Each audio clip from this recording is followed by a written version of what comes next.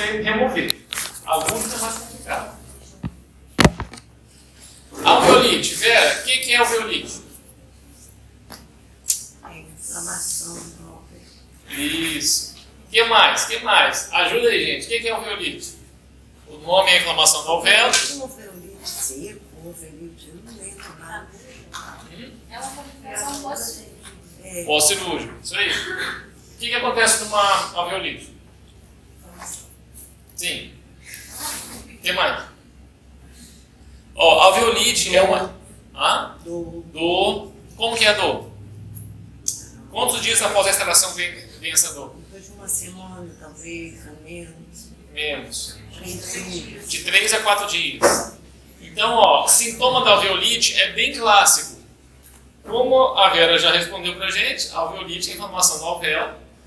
O sintoma característico, logo naquela primeira semana de pós-operatório, 3, 4, 5 dias de pós-operatório, dói muito. É uma dor que não melhora com analgésico nem com anti-inflamatório.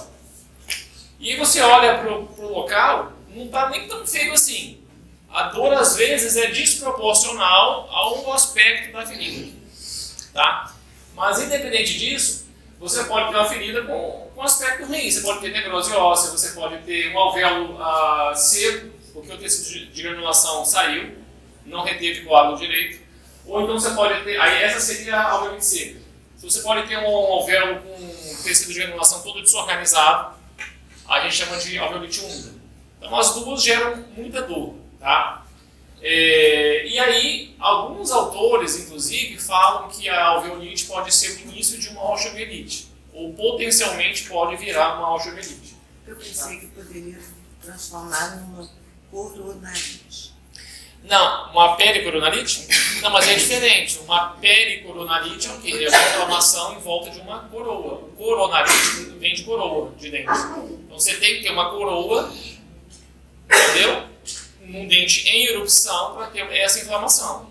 Geralmente é cisto, ele está nascendo, aí uma pericoronarite. Entra alimento ali por baixo e fica dolorido, inflamado. Tá? Aqui não, aqui você já removeu o dente. É um processo inflamatório também, é um processo infeccioso. Bom, o tratamento é questionável a questão do antibiótico, tá? Alguns autores falam para fazer antibiótico porque ele já diz que potencialmente pode virar uma osteomielite. O que eu digo para você é o seguinte: se o aspecto da ferida estiver feio, estiver supurando, estiver com secreção, ou o paciente ser um paciente porcalhão que não higieniza nada, está tudo cheio de placa, então a orientação realmente é entrar com antibiótico. Mas, por via de regra, não haveria necessidade, porque é uma alteração local. Aí a conduta é, basicamente, você dá anestesia no paciente, estimula o sangramento para formar um coágulo de novo ali e fazer uma pomada, na verdade, você colocar uma pomada à base de eugenol. Tem várias no mercado, tem Alveosan, Alveolex, enfim, é uma pomadinha à base de eugenol que você taca lá dentro. E é isso que faz melhorar. Sutura se tiver abrindo a ferida. Se tiver assim, firmezinho, não precisa. Tá? Porque vai chegar depois de 3 a 5 dias e você vai avaliar. Mas eu oriento assim, da anestesia, tirar a sutura, dá uma estimuladinha ali e depois você reavalia para ver se precisa fazer ou não. Bom, além disso, né? Você precisa, enfim, irrigar na hora ali que estimular, lava antes com soro fisiológico. Você pode orientar depois do paciente fazer compressa de água morna e bochecho morno, desde que não tire o coágulo, mais depois do 2º ou 3º dia. Mas basicamente assim, o que vocês precisam entender é, você chegou, olhar e estimular o sangramento, tirar ponto, se for necessário colocar de novo, e essa pomadinha à base de eugenol, é basicamente isso. Tá? E o antibiótico, dependendo do aspecto da ferida, vocês podem considerar. A alveolite, pessoal, ela está relacionada... Qual seria a causa de uma alveolite?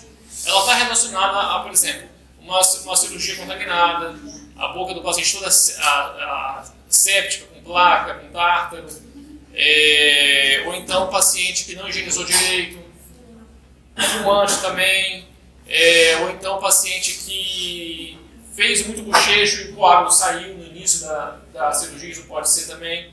Alguns pacientes... mulheres, né, que fazem uso de anticoncepcional, tem se relacionado alguma relação de você não formar um bom tecido de granulação, tá, naquela fase inicial. Então tem esses fatores. E aí a prevenção seria em cima disso, ó. Ver se você tem doença sistêmica, prevenção de cicatrização, fazer uma raspagem antes, né, ter a boca bem cuidada. Importante também, não fazer muita força, não passar broca sem irrigação, senão você vai esquentar o osso, aí o osso vai ficar necrótico em volta. Então, basicamente, né, são esses cuidados. O excesso de vasoconstrictor também, perto ali, isso pode favorecer uma isquemia e aí alterar o osso. Bom, já tocamos no assunto da osteomielite, vamos falar dela. Então, o que é, Vera, a osteomielite, já que você já sabe o que é alveolite? Hã? Ajuda aí. Osteomielite. Se a alveolite é inflamação do alvéolo, a osteomielite é inflamação do osso. Então é tranquilo também, em termos de conceito. Existe uma osteomielite aguda e uma crônica. A aguda você vai ter pus, secreção, muita dor no paciente. E a crônica são aqueles sinais mais brandos, só que você vai ter perda óssea, osso necrosado, sequestro ósseo. Sequestro ósseo é o osso necrosado, que o organismo está tentando eliminar. Como eu disse, pode ser relacionado a uma sequência de uma alveolite, mas é muito difícil isso acontecer. Mas, assim, de uma forma geral, pode ocorrer devido à disseminação de infecções pré-existentes, como lesões periodontais, periapicais e alveolites maltratadas. Tá? Então, se você extrai um dente e esse paciente infectou, se não foi feito um tratamento adequado, ou se o paciente é imunocomprometido, ou alcoólatra, tem algum outro fator, ele pode desenvolver uma infecção que fica mais restrita ao osso. Aí já não é só aquele abscesso com pus de tecido mole, que fica com secreção. É uma infecção óssea. E o que caracteriza uma osteomielite é o comprometimento da resposta a essa infecção no osso. E acaba que o osso ele vai ficando menos vascularizado. Por isso que a osteomielite também é mais comum em mandíbula, porque é o osso menos vascularizado. A mandíbula é mais poroso, então chega mais suporte sanguíneo para combater. Okay? O tratamento, a gente faz drenagem cirúrgica da secreção, por exemplo, se tiver, remove o osso necrosado, que são sequências ósseas, então tem que fazer cirurgia. Muitas vezes a gente pega a broca ainda e, além de tirar o osso necrosado, a gente faz a osteotomia no osso para estimular o sangramento, okay? Para realmente ver que está vindo sangue. Entra com antibiótico e o antibiograma. O antibiograma é para você ver qual que é o antibiótico sensível às bactérias. E o antibiótico para a osteomielite às vezes fica aí 3 meses, 2 meses. Não é 7, 10 dias. Tá? Você tem que ficar mais tempo, porque você precisa de ter realmente uma boa, eu diria, a chegada ali no osso e ficar um tempo maior. Tem casos que tem que encaminhar o paciente para a câmara hiperbárica. Alguém já ouviu falar disso? Câmara hiperbárica? É um local que você vai ter alta concentração de oxigênio para chegar ao oxigênio e vascularizar mais esse osso que está nesse esquema. Então essa é a ideia. Desligar o ar.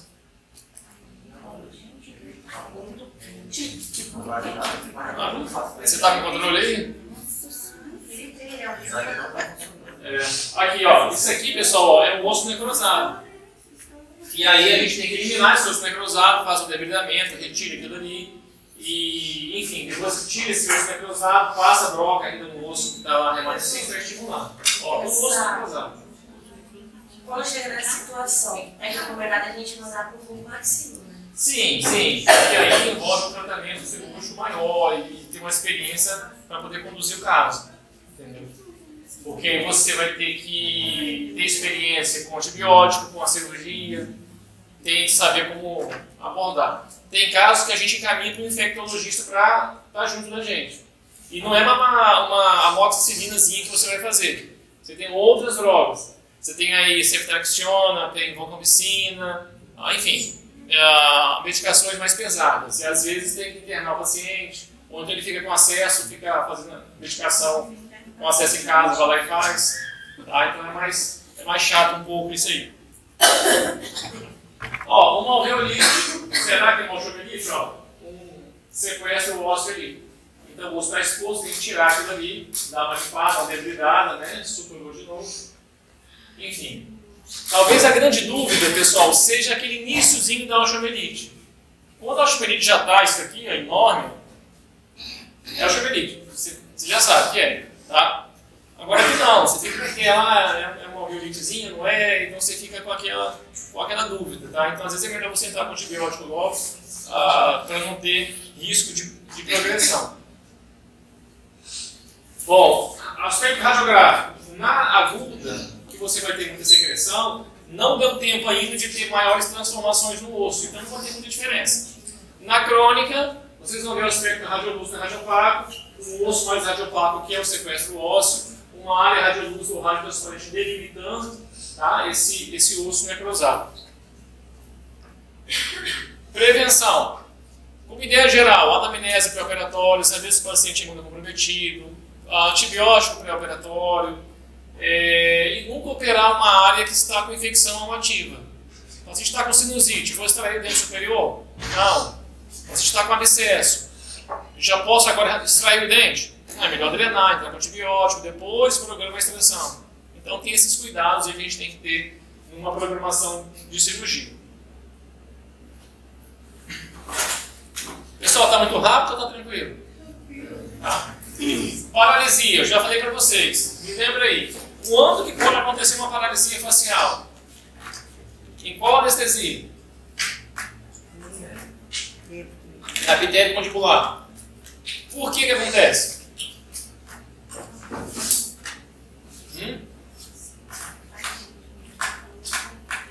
Fala aí, gente, me ajuda aí. Essa aqui eu já dei a aula para vocês, então quem vai falar vai ser vocês.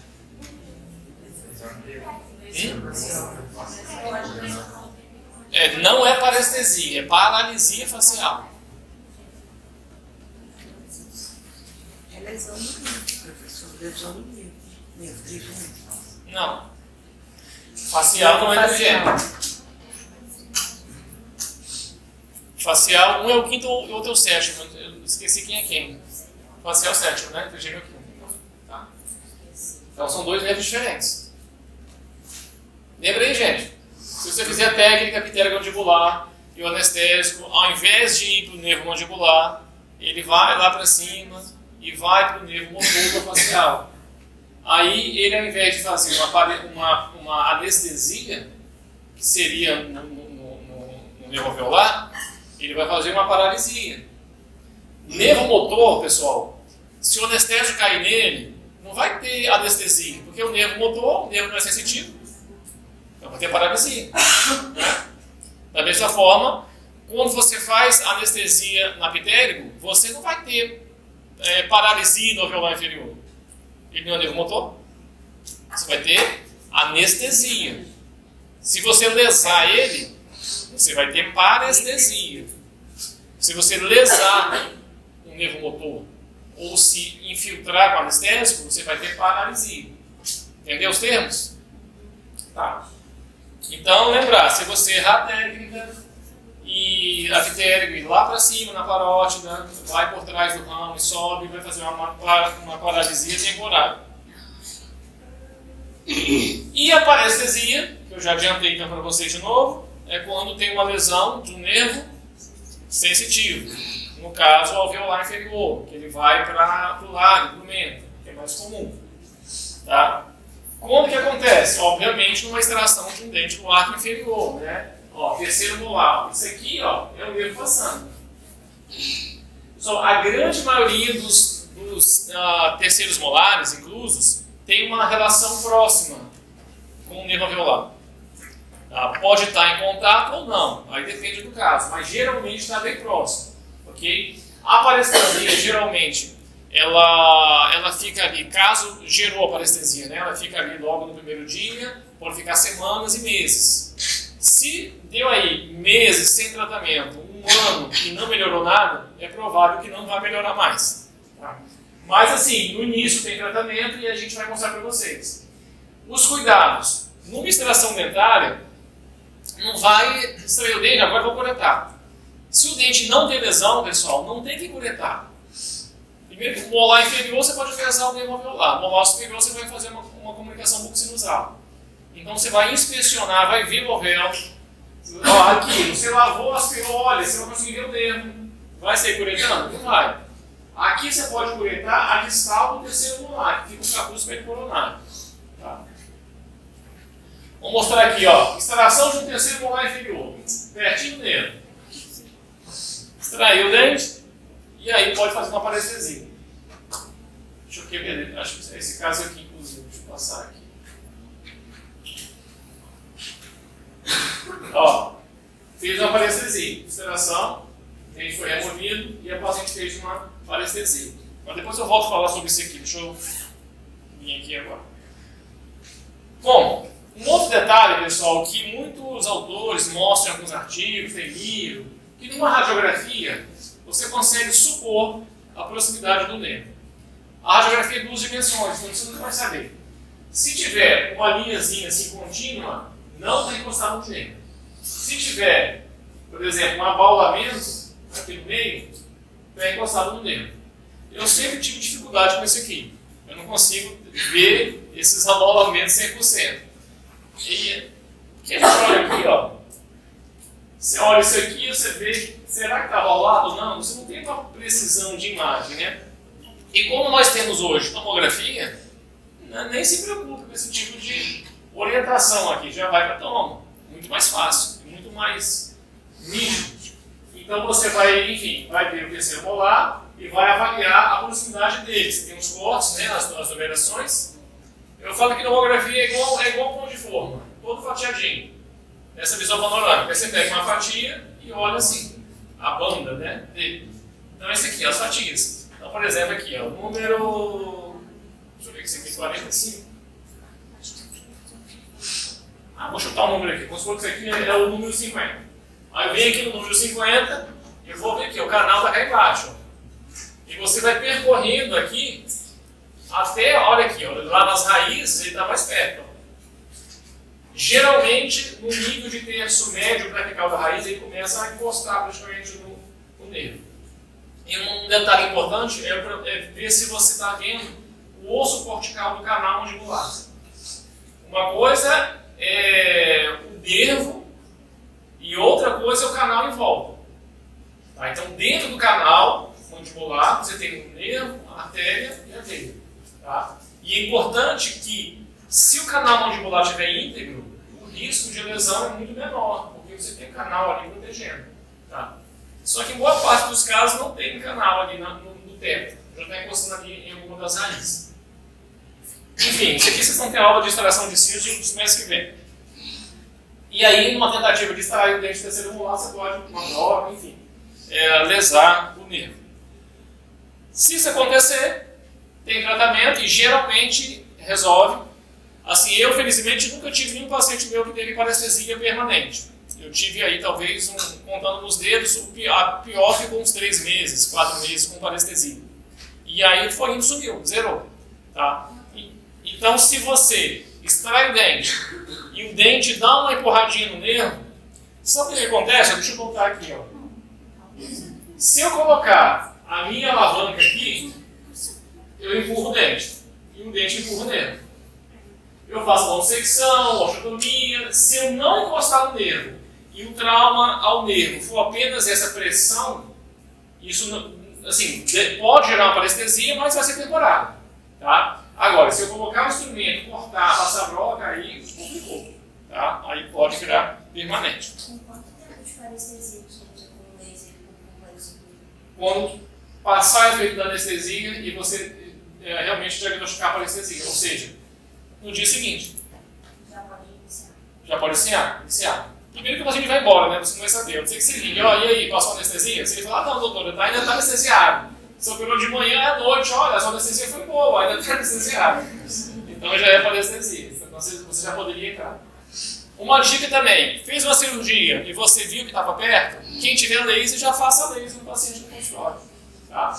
Então o laser ele vai ter ação ali anti-inflamatória, analgésica, vai estimular o estímulo nervoso ali para poder cicatrizar. O laser, a gente usa o laser de baixa intensidade, tem hélio arsênio, galho alumínio, hélio neônio, enfim, tem vários tipos de laser de baixa intensidade. Tem comprimento de onda vermelho e infravermelho. O vermelho ele é para tecido mole, infravermelho ele vai mais dentro do osso, tá? Ele consegue penetrar mais. Então é bom para estimular você usar no módulo infravermelho. Geralmente 3 joules é a dose que a gente usa e é bom fazer umas 3 sessões por semana, pelo menos, tá? Durante umas 2 semanas direto aí você vai acompanhando a melhora da parestesia. E como que a gente acompanha? Essa imagem aqui, ó. O paciente chegou com parestesia, eu pego uma gás, algodão, um instrumento e vou passando na face do paciente e falo assim, olha, quando você parar de sentir, você me fala. Aí eu vou e faço a marquinha. E vou fazendo, para delimitar a área que está com a parestesia. Entendeu? Fotografo, isso já é minha referência. Semana que vem, seguinte, eu repito o processo. E mostro ao paciente, olha aqui, ó. Porque primeiro que ela vai reclamar. Vai reclamar que está com parestesia e tal. Aí você já fala, olha, você está melhorando, está evoluindo. Tá? Então a gente precisa fazer isso até para mostrar ao paciente. Enfim, e você conduzir o caso, tá? Mais um caso aqui, ó, aplicando laser. Vamos ver mais aqui. E além disso aqui, pessoal, tem o Citoneurin, medicação Citoneurin, é complexo de vitamina B. 5.000 unidades internacionais, 2 vezes ao dia. Pode fazer uma caixa, pode usar até uns 2, 3 meses. Tá? É complexo de vitamina B. Citoneurin, 5.000 UI. E ele tem uma associação também injetável com corticoide. Aí é o dexacitoneurin. Porque às vezes no pós-operatório imediato você tem componente inflamatório. Você tem a lesão do nervo e um edema ali perto do nervo que vai fazer parestesia também. Tá? Então, a maioria das parestesias, pessoal, fica na primeira semana, na segunda semana já está zerando. Tá? Porque a inflamação ali em volta do nervo vai fazer também essa alteração de sensibilidade. Professor, Oi. Em que situações uma lesão do nervo a gente consegue reverter isso com uma cirurgia do médico? Uma cirurgia para voltar, né? Você fala. Então, eu diria assim, numa cirurgia nossa, vão tentar trazer isso para a gente. Seria uma situação de uma parestesia do alveolar inferior. Então, é um nervo que passa dentro do osso. Entendeu? Então, assim, o nervo lingual já seria mais fácil de você localizar esse nervo e tentar fazer uma sutura ali do coto desse nervo. É mais fácil você localizar. Ok? Mas, assim, honestamente, eu não lembro de ter descrição na literatura e nem de casos que se tentou fazer isso, tá? Para você fazer uma reanastomose ali do nervo. Do alveolar muito pior, porque você vai estar dentro do osso e você vai chegar lá. Só para você tentar, você já fez um estrago maior ainda.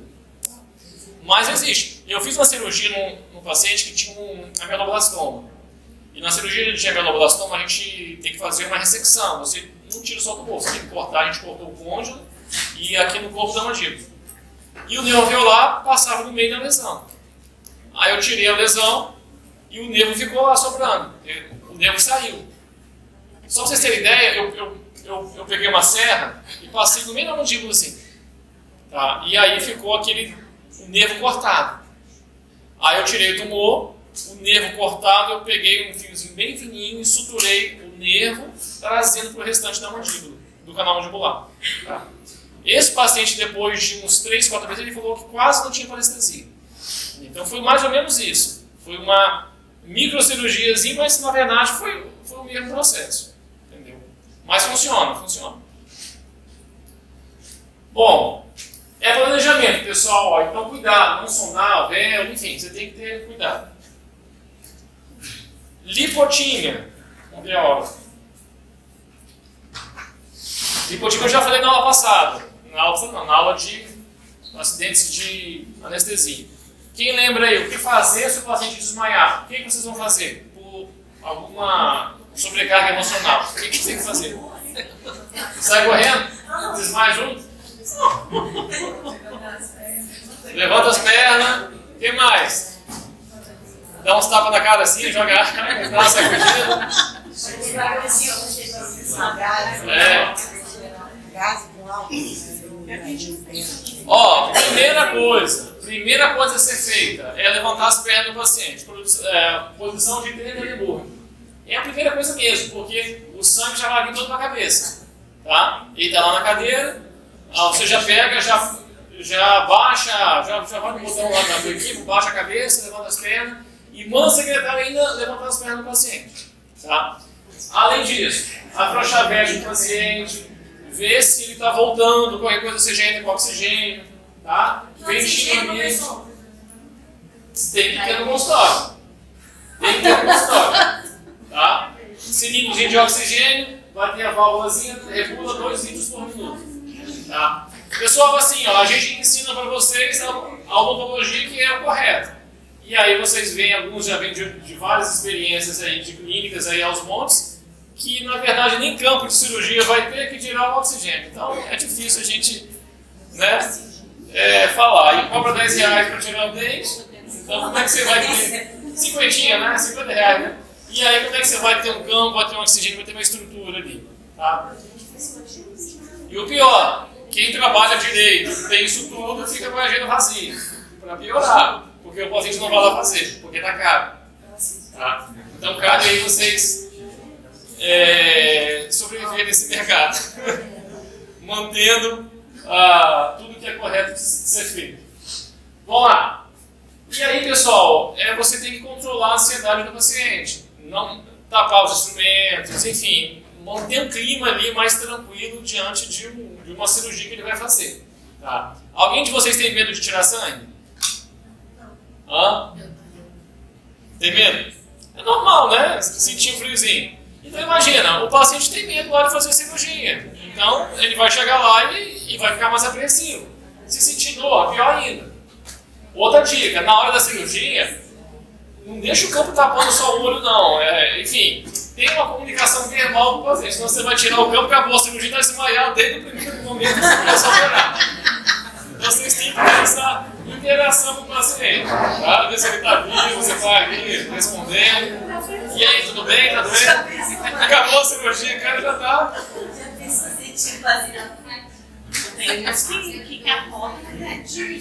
Bom, não. Mais encrenca agora. Se fraturar a mandíbula numa extração dentária, o que vocês fazem? Eu espero o processo. Deixa rolar, espera, fecha o olho e espera.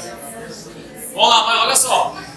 Se tiver uma fratura de mandíbula, pessoal, vocês vão sentir ali uma crepitação, a gente vai reclamar de muita dor, pode ter um sangramento mais abundante, tá, na hora. É claro que está relacionado mais a terceiros molares, porque lá para trás, ó, vai afinando e a proporção de osso remanescente é menor. Tá? Deixa eu mostrar aqui as imagens para vocês. Pera aí.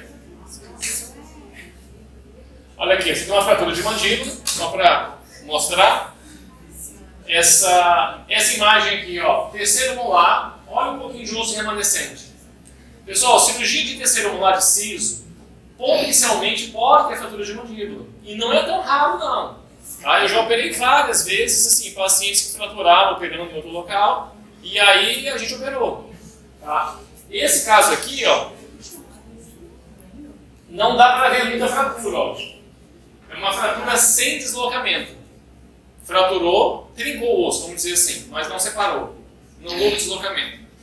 O tratamento aqui pode ser uma placa intraoral com acesso, uma plaquinha nessa região que é mais tranquilo de resolver, tem que ser em centro cirúrgico. Tá? Ou tem casos que a gente faz um bloqueio maxilomandibular. Bota uma barra em cima, uma barra de Eves, que nós chamamos. É como se, pensa num paciente com um aparelho ortodôntico e você coloca elástico travando a mordida dele, ele fica assim. Essa é a ideia. Essa é a ideia. Professor, isso aí é um cirurgião mais ou menos, que faz ou é o... Não, o bloqueio maxilomandibular o dentista comum pode fazer. Eu vou dar uma ideia aqui, ó. Igual quando você fratura a mão, o braço, não precisa operar, bota gesso. É mais ou menos essa ideia. Se for uma fratura simples como essa, não precisa operar. Se vocês tiverem no consultório alguns brackets, você pode colar aqui 3 brackets em cima, 3 brackets embaixo de cada lado e passa uma borrachinha ou um fio de aço. Existe um fio de aço que você pode passar e travar. Oi? Não, então, não. Ele vai se alimentar pelos espaços interproximais e pela região lá atrás. Tá? É uma modalidade de tratamento. O que eu quero dizer com isso? Claro que assim, vocês não vão ter experiência para isso.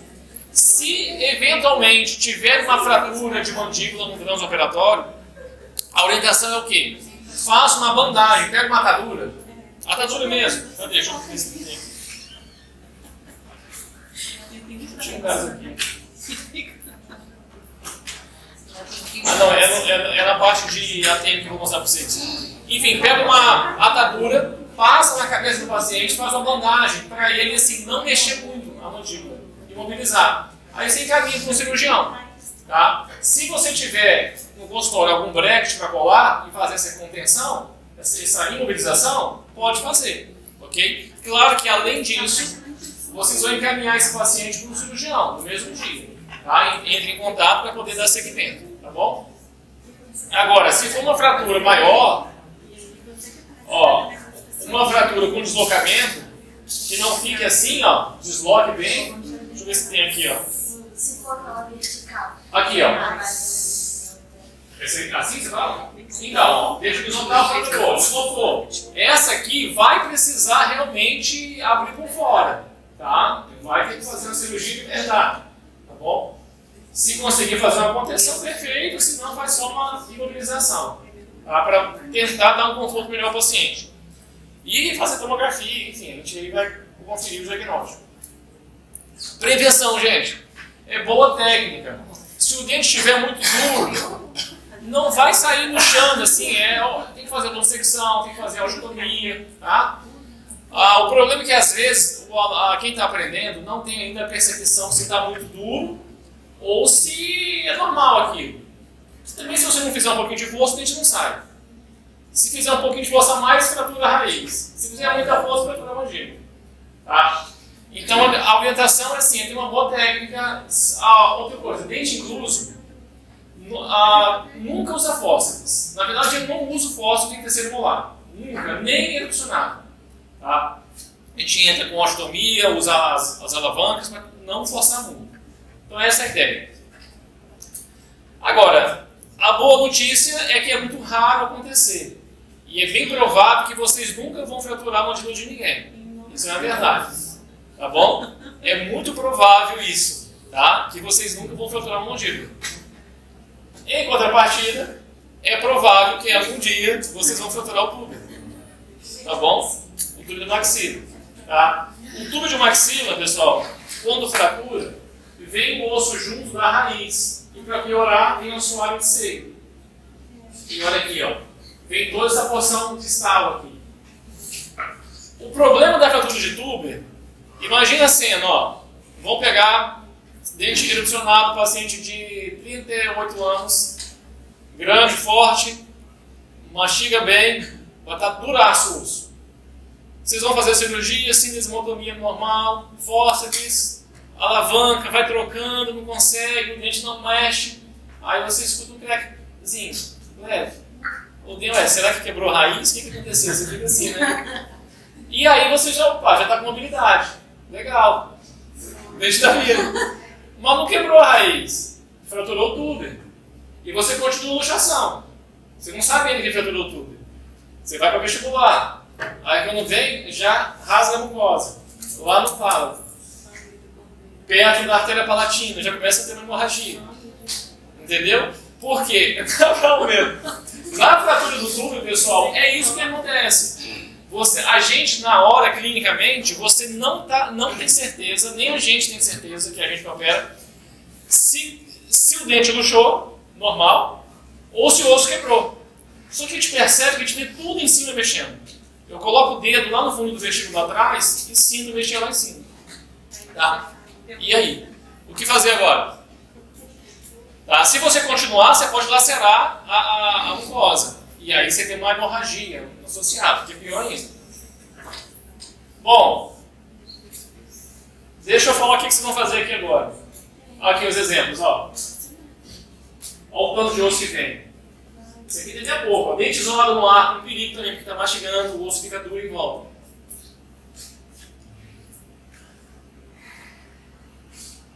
Ó, a prevenção, daqui a pouco eu falo o que fazer. A prevenção é uma boa técnica, não forçar muito, fazer odontodissecção. Se for um dente que a raiz não é nem muito divergente, você nem iria cortar, você pode abrir um retalho e fazer uma osteotomia em volta para liberar mais esse dente. Mas vamos lá, fraturou, o que fazer? Primeiro, se a fratura for pequena, você vai deslocar um pouquinho o retalho, vai ver que a fratura é pequena, você pode extrair normalmente. E aí vai vir um pedacinho de osso, aqui está média, né, até, um osso um pouquinho menor. Pessoal, se vier só distal, é tranquilo. O problema é quando o osso vem aqui no meio do dente, ó, pegando mais. Bom, se for pouca coisa, é só descolar bem o dente, tipo um retalhozinho, um envelope, tenta descolar além do osso fraturado e tirar o dente. Se a fratura for intermediária para grande, você vai ter que decidir. Ou você aborta a cirurgia, e você vai fazer uma contenção com fio de aço e resina e vai unir até o primeiro molar, ou até o pré, se for o caso. E vai abortar a cirurgia, vai estruturar tudo, vai deixar ali 1 mês, 2 meses para unir, para ossificar de novo, tá? E aí depois programa a cirurgia, ok? É uma possibilidade. A outra é você realmente, já que fraturou, vamos tirar isso tudo aqui agora. Você descola tudo, um retalho bom, envelope ou com relaxante, visualiza o traço de fratura por vestibular, faz a mesma coisa por lingual, tá? E nesse momento, vocês podem tentar separar o osso fraturado do dente. Entenderam? Viu que? Mas assim, não desloca muito, porque o ideal é manter ainda periósteo nesse osso fraturado. Termina de soltar. Você pode até tentar passar um cinzel, um molde ou uma broca. Fazer uma odontosecção com esse bloco todo mole. Aí você vai conseguir tirar o dente e aí vai ficar o osso fraturado lá em cima. Só que é bom que o osso ainda esteja aderido em periósteo. Que você sutura normalmente, ele vai cicatrizar. Mas não é simples assim. Tá bom? Mas deu para entender o que fazer? Tá? Então, se for pequena a fratura, segue o jogo normalmente. Se for uma fratura grande, intermediária para grande, já considere fazer a contenção dos dentes ao lado. Ou se você quiser progredir, você pode abrir um pouquinho mais o retalho e tentar separar esse osso fraturado do dente. Ok? E para piorar, vai comunicar com o seio maxilar. Aí você vai ter que suturar bem fechadinho, mas daqui a pouco vamos falar sobre comunicação. O que a gente vai fazer?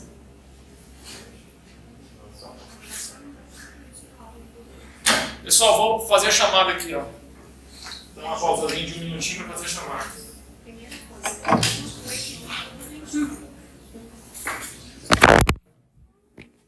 Um pouquinho mais longe, uma outra técnica. Tá? Então fazer com cuidado aí. Bom, isso não é muito comum, tá, pessoal? Eu não lembro de ver com muita frequência. Aqui na faculdade eu nunca vi aqui com os alunos. Enfim, se vocês tiverem esse cuidado, usar pouco anestésico, começou a injetar, começou a ficar isquêmico, para, que não tem problema. Tá? Se ficar um pouquinho, não vai dar nada. Tá? Então, assim, no máximo 1 quarto de tubete anestésico. O tratamento também é sintomático. Se tiver uma ferida grande, importante, você vai ter que lavar, vai ter que dar anestesia, vai ter que tirar o tecido necrótico, bochecho de clorexidina. Antibiótico só se você achar que realmente está com aspecto muito ruim a ferida, é sempre com antibiótico. Porque uma área necrosada vai receber de cultura, né, e pode... Fez sutura, né, professor? Que aqui foi uma cirurgia de extração, aí fizeram muito anestésico aqui. Aí nesse ponto ele necrosou. Entendeu? Foi por isso. Mas aí aí acho que ele voltou aqui depois de uma semana, aí dá outra anestesia em volta, irriga, lava, tira essa área necrótica aí e deixa doente. Se precisar, dá mais um pontinho.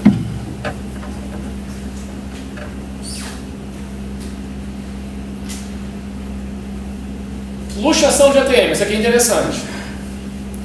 Imagina vocês tratando um paciente, fazendo uma endodontia, 2 horas com a boca aberta o paciente, está difícil de acessar os canais, de obturar, e aí tira tudo, fecha a boca, ele não fecha. E aí, o que vocês vão fazer?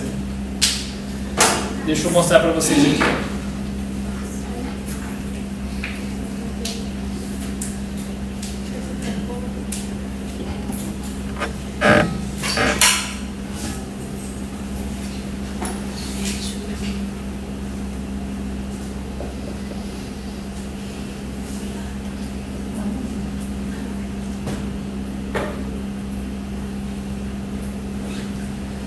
Aí, essa mocinha tratando os dentes, não conseguia fechar a boca. Na verdade, ela fechou o lábio, né? Mas a mandíbula estava aberta. O que fazer então? Você coloca o paciente na cadeira, se não tiver no equipe, deixa uma cadeira normal, encostada na parede, polegares sobre o plano oclusal e os dedos do restante na base da mandíbula. Você precisa chegar essa mandíbula para baixo e para trás. Por que para baixo? Sair da iminência articular. Daqui a pouco eu vou mostrar para vocês. E aí pode ser ao mesmo tempo os dois lados, ou então você pode ir um lado e depois o outro. Mas é jogar para baixo e empurrar para trás. E aí ao mesmo tempo ele já vai fechando a boca e vai voltando. Ó. Assim, não dói tanto no paciente não, tá? Não gera uma dor absurda não, mas é apenas um desconforto. É mais fácil doer mais seu dedo ali, segurando. E aí depois disso, ó, fazer uma bandagem também no paciente, porque a musculatura fica um pouquinho dolorida, estirada. É bom fazer uma bandagem para ele ficar pelo menos naquele dia, tá? Com a bandagem.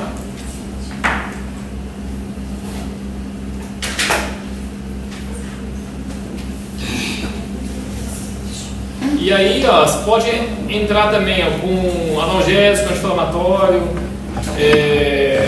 compressa morna, eu prefiro do que a fria, tá?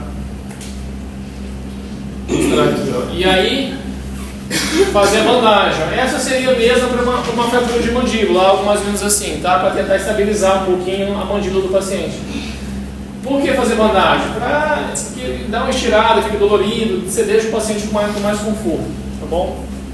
Essa é a ideia. Vou mostrar aqui mais para vocês aqui, ó. Isso aqui, gente, ó, é a iminência da articulação. Deixa eu mostrar na outra aqui que está melhor. Aqui, ó.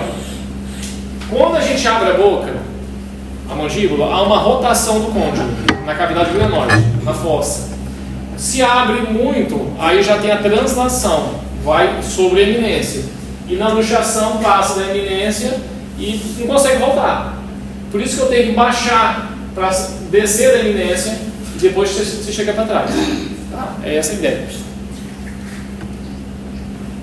Aí, prevenção, pessoal.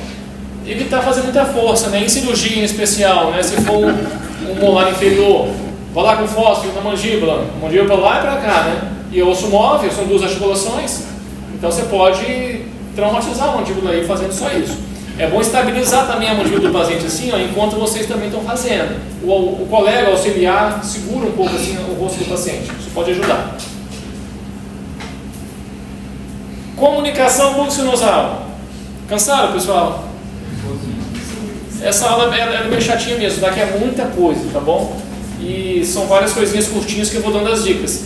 Só que não para, um vem uma atrás da outra, mas não tem jeito. Mais uma então. Comunicação. Deixa eu ver conferir a hora, né? Tá, comunicação bucosinusal. O nome já diz, você vai comunicar a cavidade oral com o seio maxilar. Existe a comunicação naquele momento que você extraiu o molar, extraiu o dente, comunicou na hora. Ou então aquela comunicação que passou despercebida, deu aí 2 semanas, 1 mês, fez uma fístula.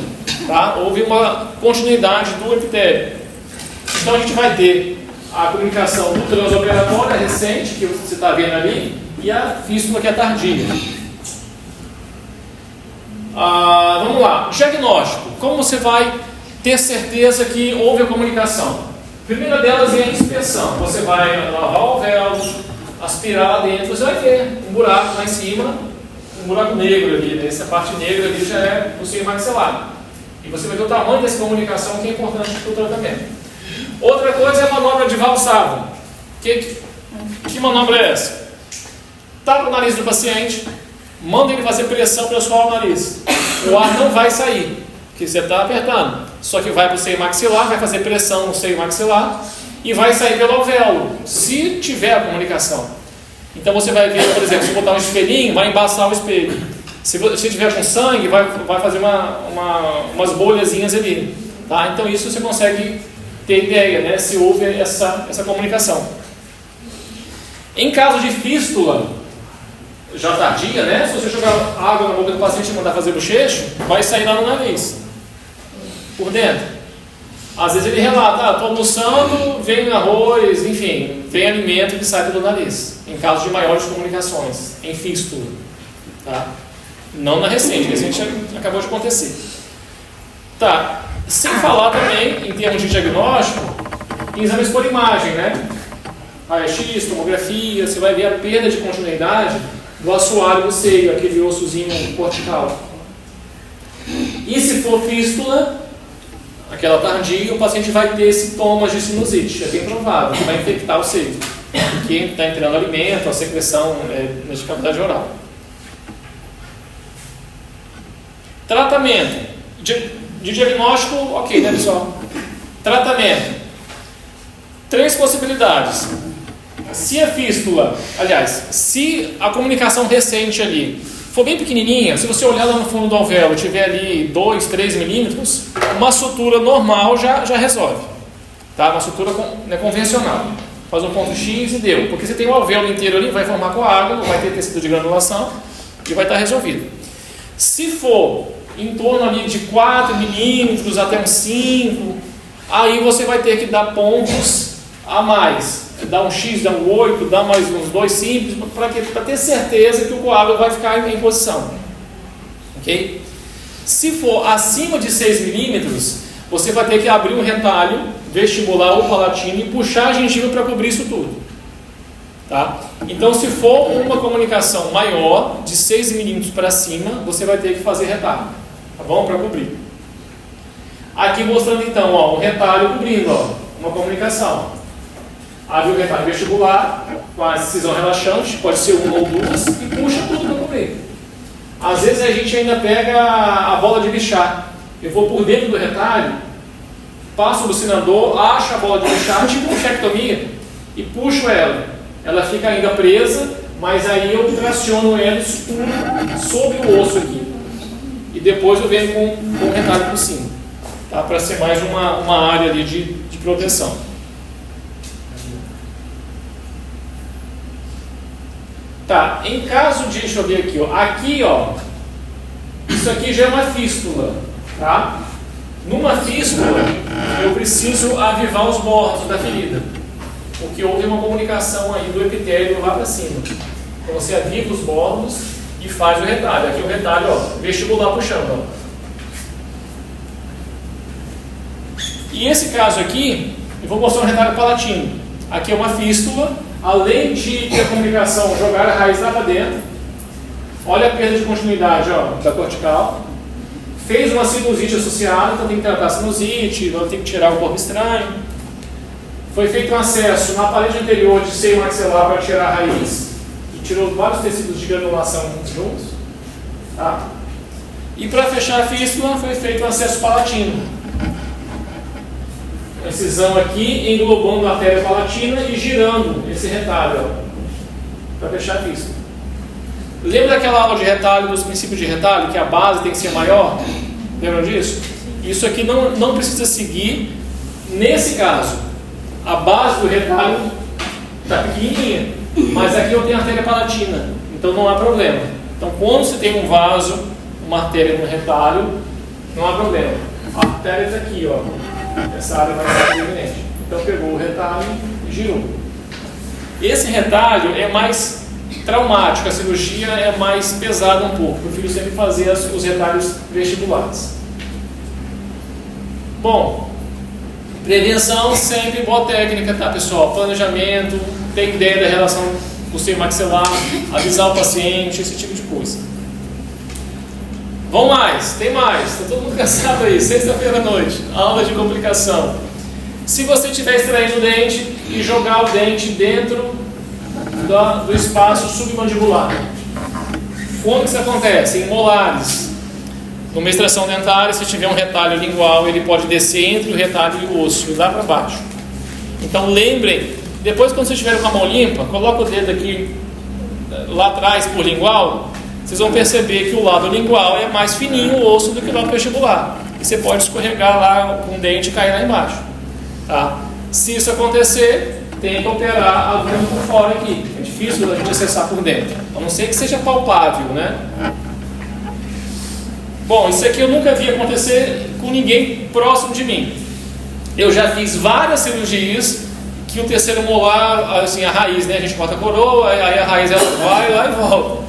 Várias. Aí eu colocava o dedo por baixo, assim, e aí eu segurava por baixo e ia tirando o dente.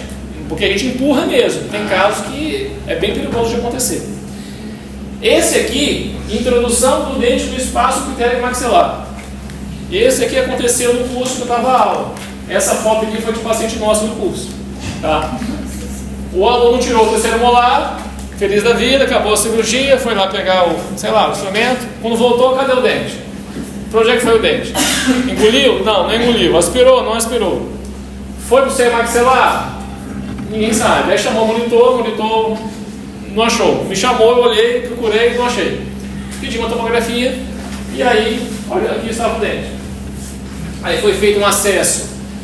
Eu ia até levar no hospital, mas eu quis tentar lá resolver no curso. Um acesso pequenininho no fundo do vestíbulo lá em cima, fui com a pinça hemostática e consegui tocar no dente e puxar ele. Mas potencialmente isso iria dar um bom trabalho. Hemorragia, pessoal.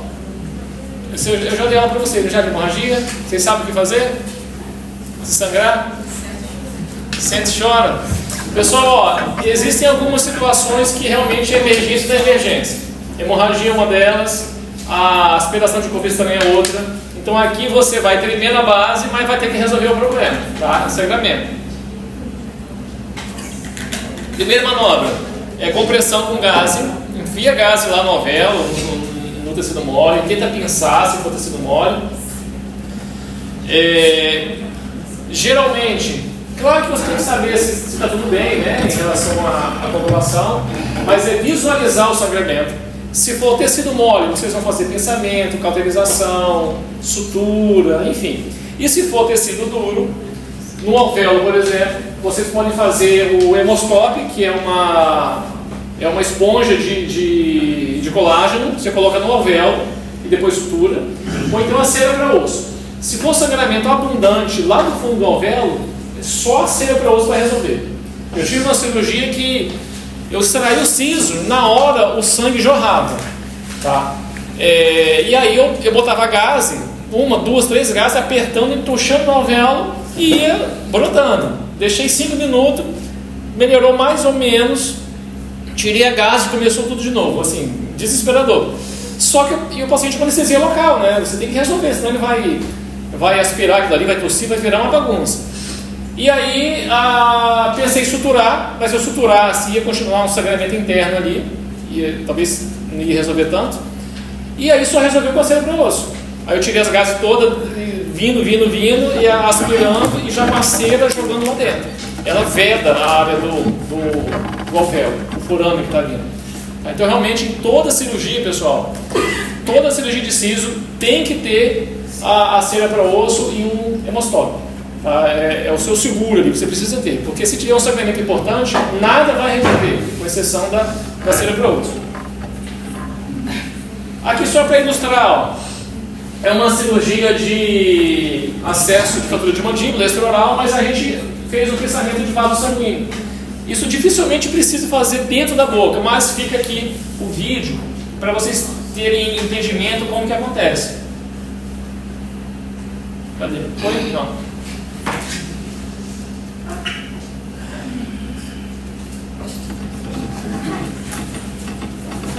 Olha lá, a gente acha, isso aqui é a glândula submandibular. A gente acha a artéria, pinça ela, corta. Tem um fiozinho aqui, ó, que já suturou um dos cotos, né? E aqui está suturando o outro. A gente faz a sutura na artéria e na veia facial. Então isso aí é um pinçamento com ligadura de vaso. Agora eu vou soltar, ó. A boquinha dela ali foi pinçada. Tá quase acabando. Se vocês luxarem o dente contrário, o dente vizinho, vocês podem, sem querer, na hora de luxar com a alavanca, esbarrar no dente ao lado, ou com fósseis. Tá? Então tem que ter cuidado. O que a gente sugere em caso de alguma luxação do dente vizinho é orientar a dieta, se precisar, se tiver com mobilidade, fazer até uma contenção. Tá? E fazer um acompanhamento pela endodontia. Raramente isso vai ter problema, tá? Mas é usar uma boa técnica não apoiar no dente do vizinho. Lembrar que eu falei da alavanca, se tiver dente com ponto de contato, a alavanca não vai adiantar muita coisa. Você tem que ter dente com ponto de contato livre. Agora tem casos que a lesão já vem pronta para vocês, né? Ó, esse aqui, ó. Como é que você vai extrair esse dente? Ó, já tem a absorção. E esse aqui, como é que eu vou extrair esse terceiro molar? Você ganha duas, né? Tira um, ganha dois. Então você vai tirar 2 dentes. Agora quando é impalo, ó, canino inclusive impalo, é muito pertinho os dentes, então tem que ter cuidado. Tem que fazer uma dissecção aqui, a alavanca não pode entrar perto de coroa. Tá? Então não é assim, facinho, né? Você tem que ter essa preocupação. Mais uma informação, enfisema. O que é enfisema, pessoal? Enfisema é excesso não, é ar nos tecidos. Tá? Isso aqui, ó, o uso de alta rotação para a extração de terceiro molar gerou ar nos tecidos. Isso é raro acontecer, mas pode acontecer. Tá bom? Você aperta aqui, você sente afundar. Isso vai voltar sozinho. O tratamento é sintomático e antibiótico, caso você pense que pode ter uma infecção associada, mas vai voltar sozinho. Tá bom? Nem por isso você vai deixar de usar a alta rotação. Não adianta, tá bom? Mas existem relatos na literatura que você faz um retalho, usa a alta rotação e o ar dali vai para os tecidos e pode gerar isso aqui. Tá bom? Então, o que você tem que fazer? É acompanhar o pós-operatório normal, tá? A minha sugestão é entrar com antibiótico, porque você pode não ter certeza se vai ter uma infecção associada ou não, pelo aumento de volume. Isso já acontece já de cara, logo no primeiro dia, já no dia da cirurgia. E aí você pensa assim, ó, um aumento de volume nessas proporções em um dia de pós-operatório, ou é uma baita infecção, ou é o enfisema, tá? Na dúvida, entra com antibiótico, mas vamos lá, vamos observar que deve ser um enfisema, alguma coisa nesse sentido. Trismo. Tá? A gente já teve isso na aula, na outra aula, mas o trismo, pessoal, você vai ter o quê? A limitação da abertura de boca. Tá? Como que vocês vão tratar o trismo? Vamos entender que o trismo, ele é um processo inflamatório dentro do músculo. Então vocês vão entrar com analgésico, anti-inflamatório e relaxante muscular se for necessário. Tá? Exemplo, Miozan 10 mg uma vez à noite, durante 5 dias, aí depende, né, do caso. Compressa de água morna, fisioterapia, orientar a abertura de boca, tá? E aí vocês vão controlando. Claro que é esperado esses sintomas, incluindo já o edema aqui, ó, nos primeiros dias após a cirurgia.